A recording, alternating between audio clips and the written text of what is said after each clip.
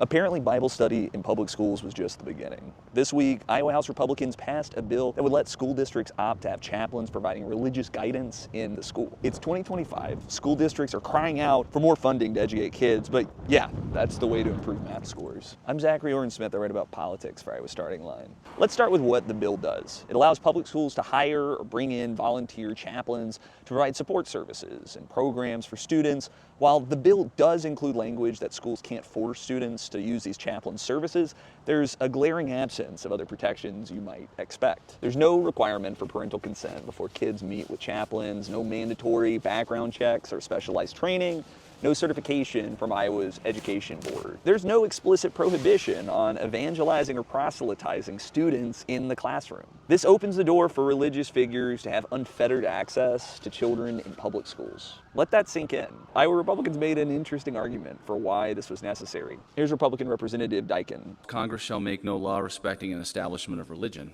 It is my personal opinion that that is exactly what the government and the public school has done. You're not allowed to teach anything else, Mr. Speaker, anything else but secular humanism, atheism, and evolution. The government has established a religion and is paying for it.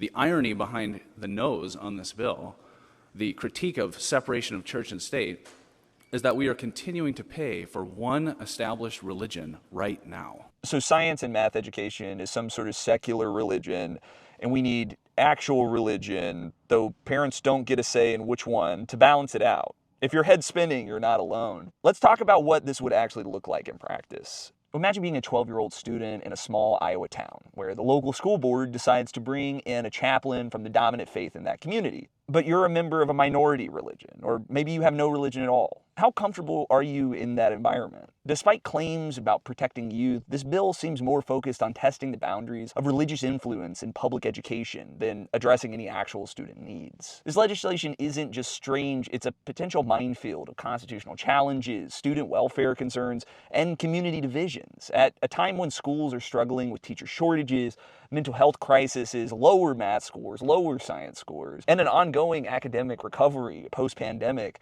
Iowa's lawmakers have decided that what students really need is a chaplain. Perhaps the most bizarre aspect of all this is how the bill is being framed as expanding religious freedom, when what it actually does is risk imposing religious influence on a captive audience of young students. As this bill heads to the Senate, Iowans might want to ask themselves, is this really what public education needs right now? From the Iowa Capitol, I'm Zach. Follow Iowa Starting Line for more, and thanks for watching.